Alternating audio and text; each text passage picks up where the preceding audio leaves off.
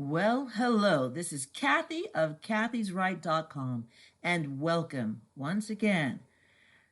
For a week that very little happened in most of our lives. A lot really happened. But I'm not a news program, I'm an op-ed. So I think we're going to concentrate on what is affecting us, each one of us, every day throughout this week. This week was highs and lows. I think some of the lows were today on the news, but throughout the week it's been highs and lows, peaks and valleys, as in every life, as in every relationship. It's been a part of my American experience that when you give the left an inch, 9 times out of 10, they're going to take a mile. And they've been consistently doing this since I've been alive. Remember when they said, we don't really want to kill babies, we just want abortion for safe and rare instances like rape and incest?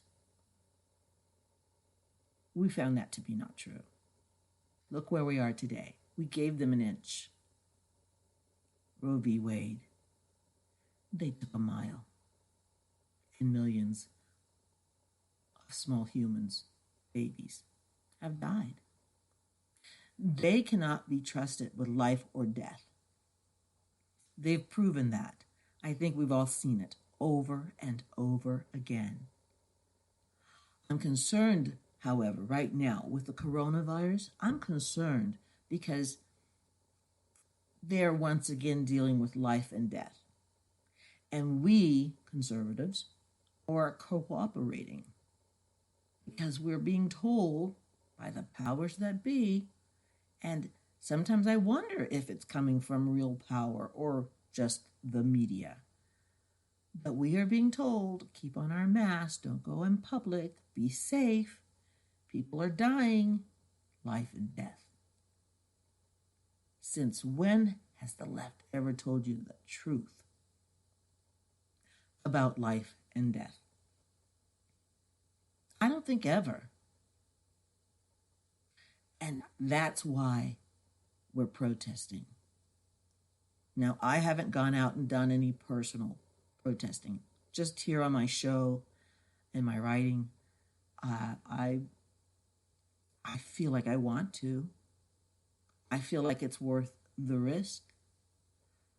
I feel that the people who are doing it are very brave because they're seeing what we're all seeing, but afraid to do something about.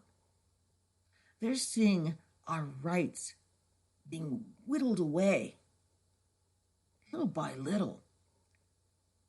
And the powers that be who are getting so accustomed to having that power are going to be very short-sighted when they claim to relinquish it. So when will we be able to freely leave our homes? Why is it that the elite are the ones we're listening to?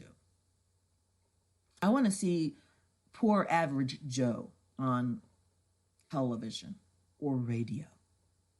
I want to hear what he has to say because I think it is unhealthy for our American society to constantly put very rich people on the television sitting in their posh homes telling us all, just stay home and wash your hands. It's very elitist. It reminds me of the Hunger Games, frankly. It reminds me of the Hunger Games.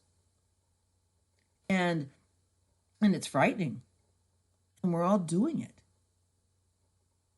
Sure, coronavirus is a virus, just like the flu. The flu vaccine didn't finish the flu. We still get the flu. And a vaccine for coronavirus will not finish coronavirus. Will still have to be treated.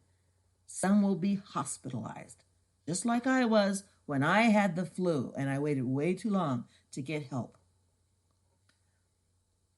But But the reality of coronavirus and its deadliness, the reality of it has been disputed.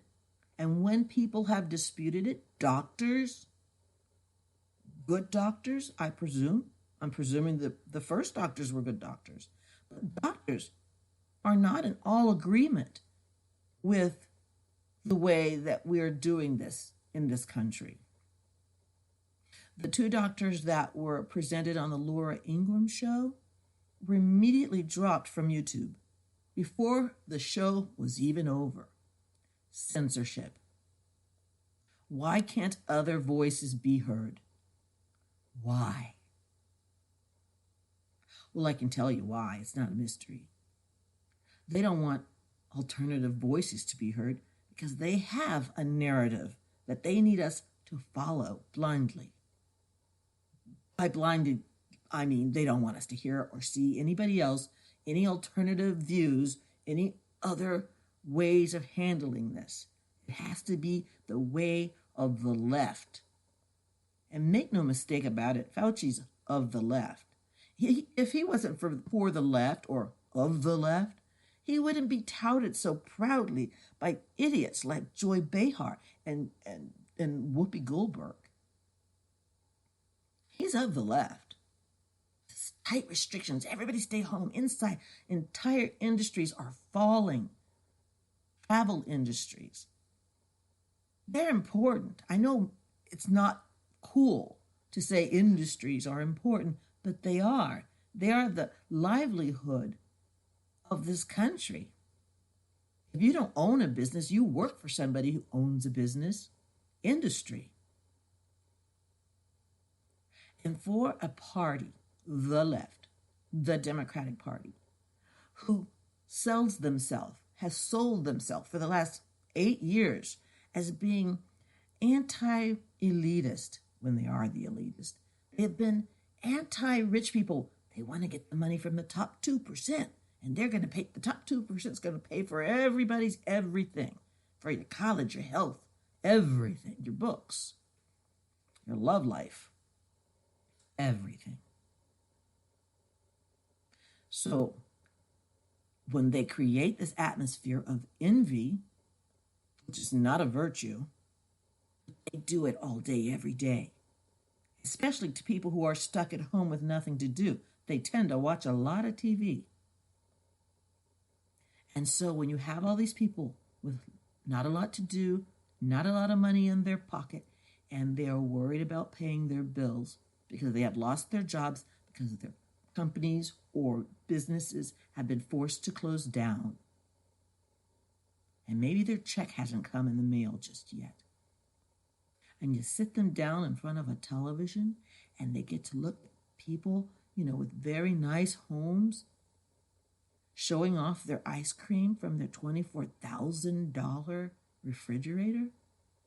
You put those people sitting there and you wonder why they protest. Well, they created a monster. Envy is a monster. Jealousy, it's a monster. It's ugly. And it might get uglier if they want to continue this. It's not a threat. It's what I see as happening. And it is sad that they can't see themselves in the mirror and how sad that looks. I'm not saying it's wrong to have money. I want more money myself. It's very right to have money. It's not a sin. What I'm saying is it is wrong to constantly project and project and project wealth and comfort and for those very people to be giving instruction and, saying we're all in this together. Well, we're not all in this together. Not when other people are bringing you your food. We're not all in this together. You're in this together. You've got a camera crew come to your house with special lighting. So you and your dog look really good. But to me, that's just atrocious. It's just bad form. It's just a bad idea. It's like when I was growing up, my mom and dad taught me, you don't flash your money around. If you have money in your purse, nobody needs to know how much money is in your purse. You don't flash your money. Because why? Criminals see it, they go, I want that money. That's why you don't flash your money. Plus, it creates an envious atmosphere. And why would you cause that? Why would you want that? Unless you really wanted people to get upset and you wanted the people to fight back. Maybe that's what they want. Who knows? Who knows? That might be a part of their game plan. However, it is poor form. It is very poor form. And I think I'm not envious of anybody. I mean, I'm very comfortable. I see people who are really struggling.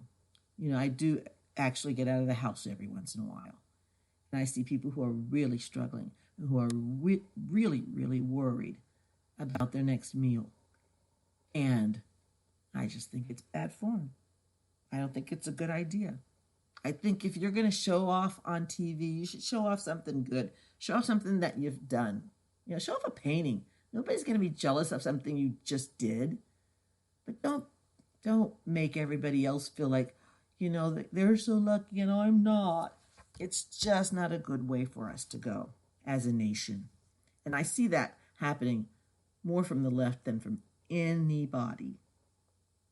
Anybody. It's terribly sad. And so they've been coming for Trump every single day. They come for Trump.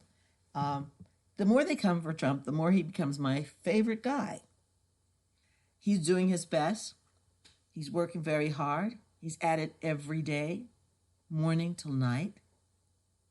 And then you turn on shows like The View or even CNN, and you see people saying things, ridiculous things, like, if only we had more leadership. He needs to just do his job. Well, what do they think he's doing there, right there? Oh, gosh. This Trump derangement syndrome is real. And these people need they need a vaccine for that because it's atrocious.